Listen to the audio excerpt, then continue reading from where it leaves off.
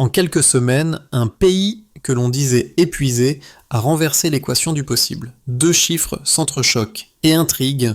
15 600 détenus devenus soldats, puis 92% du territoire reconquis, comme si la sanction s'était muée en outil de souveraineté. Que signifie, pour des familles et des marchés rouverts, cette rupture qui porte le nom d'Ibrahim Traoré et défie les recettes importées? Si la punition peut produire de la sécurité, alors la justice change de nature. Cette enquête longue promet 3 choses: distinguer le mythe du mesurable, relier les chiffres à la vie quotidienne et éclairer ce que ce modèle implique pour la région. Le bénéfice pour le lecteur est de comprendre en 10 à 12 mots comment une justice orientée service peut reconfigurer sécurité et dignité. Le pari est immense. Transformer des peines courtes liées à la misère en serment public, redistribuer la discipline vers les villages et refermer des blessures ouvertes par une décennie d'ingérence. Le risque l'est tout autant. Militariser la détresse, diluer l'éthique dans l'urgence, susciter des représailles extérieures. Nous suivrons la séquence documentée, déclenchement, montée, effet, et nous croiserons les données. Attaque en baisse de 37%, agriculture du Nord en hausse de 21%, récidive déclarée nulle sur la période observée. À travers ce prisme, le nom d'Ibrahim Traoré circulera comme fil rouge, non pour célébrer un homme, mais pour mesurer une méthode. Au bout du chemin, un verdict. Réparation vérifiable ou illusion rhétorique. Voici une première mini-révélation. Sous la direction d'Ibrahim Traoré, 92% du territoire précédemment tombé ont été reconquis, signalant un basculement du chaos vers le contrôle. Voici une deuxième mini-révélation. 15 600 hommes, jadis détenus pour délit de survie, ont été basculés vers un uniforme, un serment et une chaîne de commandement, créant une force utilitaire encadrée. Ces 2 nombres ne résument pas l'histoire, mais ils en marquent l'angle. La sanction cesse d'être un mur et devient une filière. Le Sahel, longtemps décrit comme zone d'instabilité, a vu partir des partenaires extérieurs en laissant un vide. C'est dans ce vide que s'installe une souveraineté d'ingénierie locale. Le dispositif s'articule en maillons: sélection administrative, formation physique et civique, intégration tactique, puis service visible au village. Le cadrage officiel insiste sur une grammaire simple: ouvrir des portes, distribuer des uniformes, exiger des serments, vérifier sur le terrain. Dans ce récit, Ibrahim Traoré agit moins comme axe idéologique que comme opérateur de cohérence. Faire converger sécurité, économie et dignité afin que la pauvreté cesse d'être un crime et devienne un problème d'organisation. Au niveau social, les premières perceptions glissent de la peur à la prudence confiante. Des marchés rouvrent, des canaux s'entretiennent, des écoles accueillent des cérémonies. Au plan quantitatif, la promesse n'est pas révolution technique, mais recomposition morale. Si l'effort est stable, les résultats agrégés se lisent route par route, village par village. Nous garderons pourtant une réserve méthodologique. La récidive nulle peut refléter autant la dissuasion que la temporalité courte de l'observation, et les baisses d'attaque mêlent facteurs militaires, topographiques et saisonniers. Le propos, ici, n'est pas d'idéaliser, mais d'évaluer une doctrine, la justice par le service.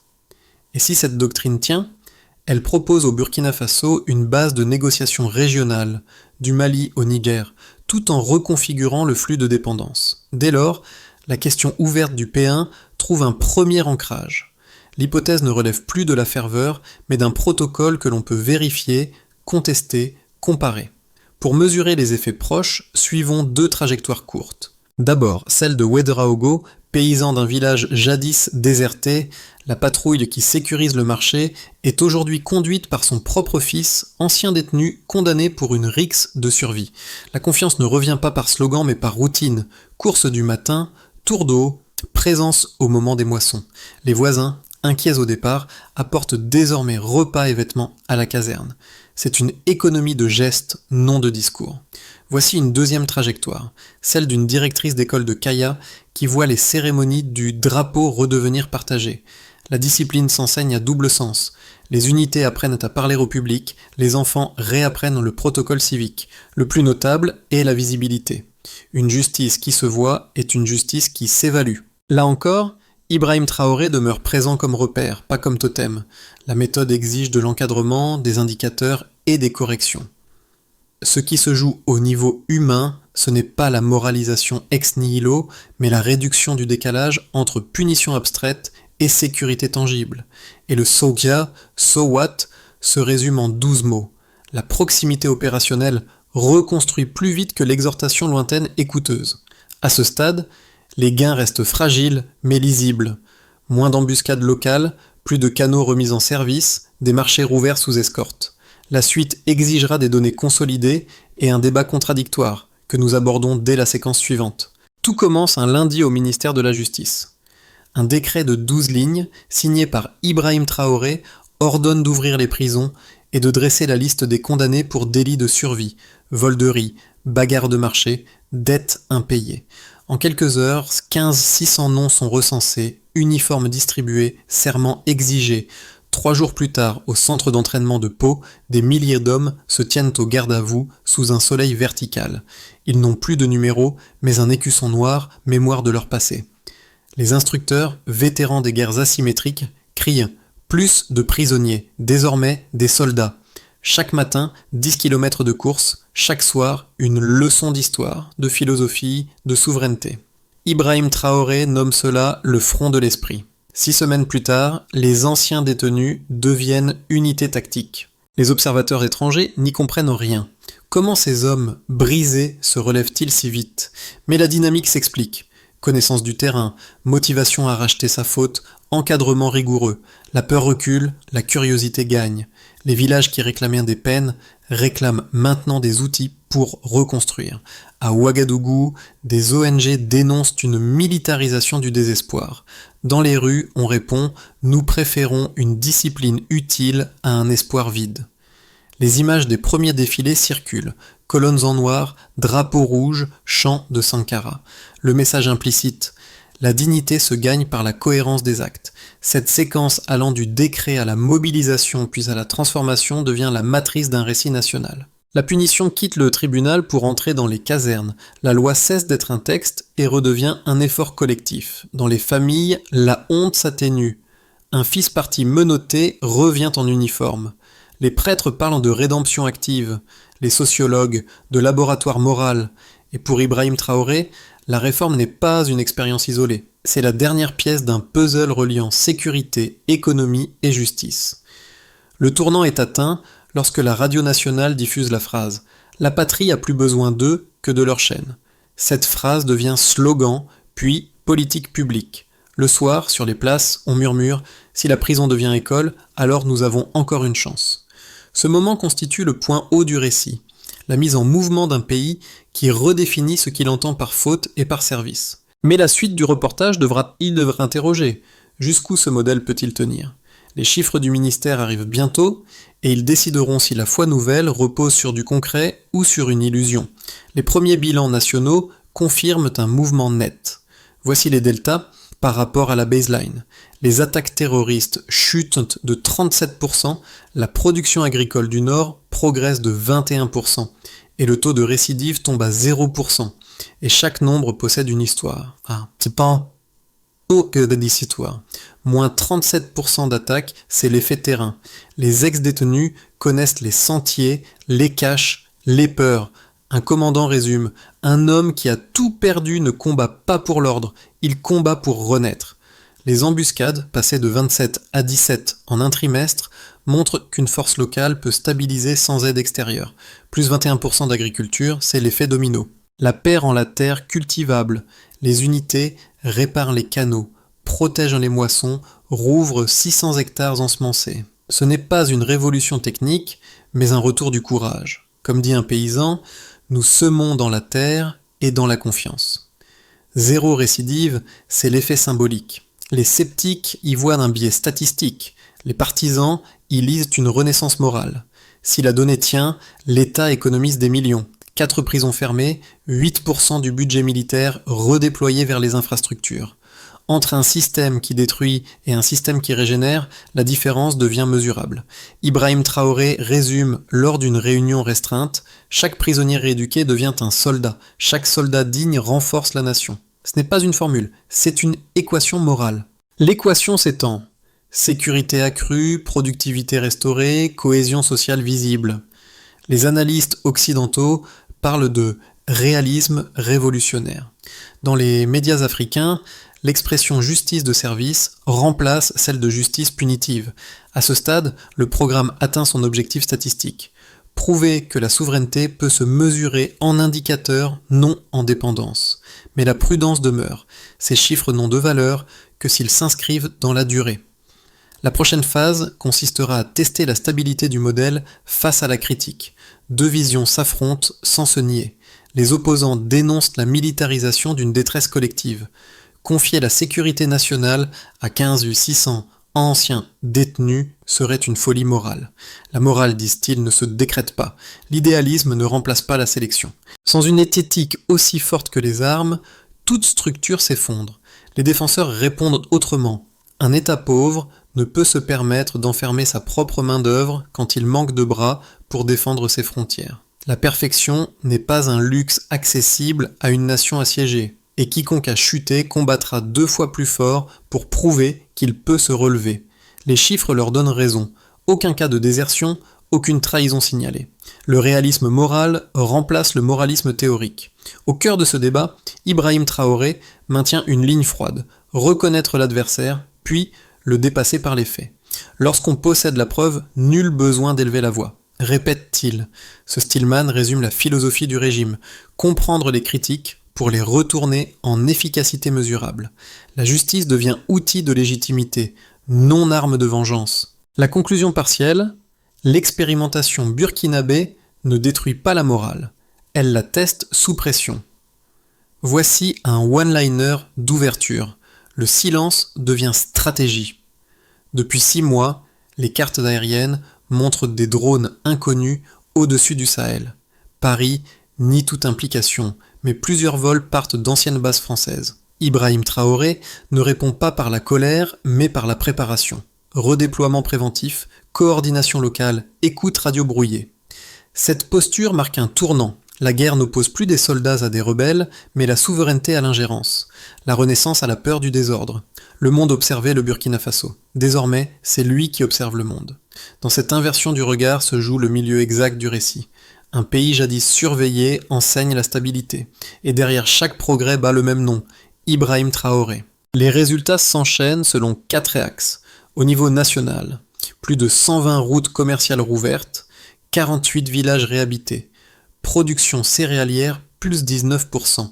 Les ministères croisent les chiffres. Baisse de 37% des attaques, hausse de 21% agricole, 2,4 points de PIB. La stabilité devient visible. Le Burkina Faso News change de ton, du bulletin d'alerte au journal d'économie. Au niveau domestique, les écoles de Ouagadougou et de Kaya accueillent désormais les soldats pour la levée des couleurs. Les anciens détenus y enseignent la discipline et la dignité. Les maires viennent aux parades au lieu des parloirs. La honte se mue en reconnaissance. Au niveau non gouvernemental, les associations locales lancent des collectes d'uniformes et de vivres. Une sociologue y voit une thérapie communautaire. La réconciliation par le geste, non par le pardon seul. Les vidéos d'entraînement virales deviennent moteurs d'adhésion civique. Le mot-clé Ibrahim Traoré Interview revient dans les médias comme symbole d'un leadership concret. Au niveau régional, le Mali et le Niger envoient des délégations pour étudier le modèle. Les chancelleries occidentales observent en silence, redoutant l'effet de contagion idéologique. Un pays pauvre devient laboratoire de souveraineté. À chaque étape, Ibrahim Traoré apparaît non comme héros, mais comme variable constante. Il incarne la cohérence entre faits et valeurs. Ses impacts conjoints définissent un avant et un après. La justice-service quitte l'expérience pour devenir doctrine. Les conseillers d'Ibrahim Traoré formulent 3 scénarios pour les 12 prochains mois. Dans le scénario base, la stabilité se maintient. Les unités sont intégrées à l'armée régulière. La productivité agricole grimpe encore de 10% et le budget militaire baisse de 15% sans perte d'efficacité. Le Burkina Faso consolide sa chaîne de production intérieure et devient un précédent moral pour ses voisins. Dans le scénario optimiste, si la synergie civilo-militaire perdure, le pays peut devenir centre de formation régionale. Les anciens détenus encadreraient de nouvelles troupes venues du Mali et du Niger. Les partenariats avec la Russie, la Turquie ou l'Asie remplaceraient progressivement l'influence française. Une Afrique s'autodéterminant par la pratique, non par la théorie. Dans le scénario pessimiste, si la discipline faiblit ou si une mutinerie éclate, la confiance s'effondrera. Les médias étrangers qualifieront l'expérience d'échec idéologique, les sanctions reviendront sous couvert des droits humains. Si la justice trébuche, dit Ibrahim Traoré, nous redeviendrons prisonniers de nous-mêmes. En conclusion conditionnelle, si la justice reste mission, la liberté demeure fait. La phrase sert d'axe moral au plan. Elle rappelle que chaque réforme, pour durer, doit convertir la ferveur en institution. Au-delà des chiffres, l'effet sur les individus est palpable. Dans les quartiers populaires, la fatigue s'est transformée en fierté. Un étudiant écrit sur les réseaux « S'ils ont pu recommencer à zéro, nous le pouvons aussi ». Les femmes organisent des cuisines collectives pour les nouvelles unités. Les artisans reprennent le travail motivés par la demande de maintenance militaire. Et 3 groupes sociaux émergent. La jeunesse urbaine, qui y voit une seconde chance, les anciens fonctionnaires prudents mais curieux de la discipline retrouvée. La diaspora, qui redécouvre une image positive du pays. Les témoignages se recoupent. La réforme agit comme miroir. Elle reflète la possibilité de corriger sans effacer.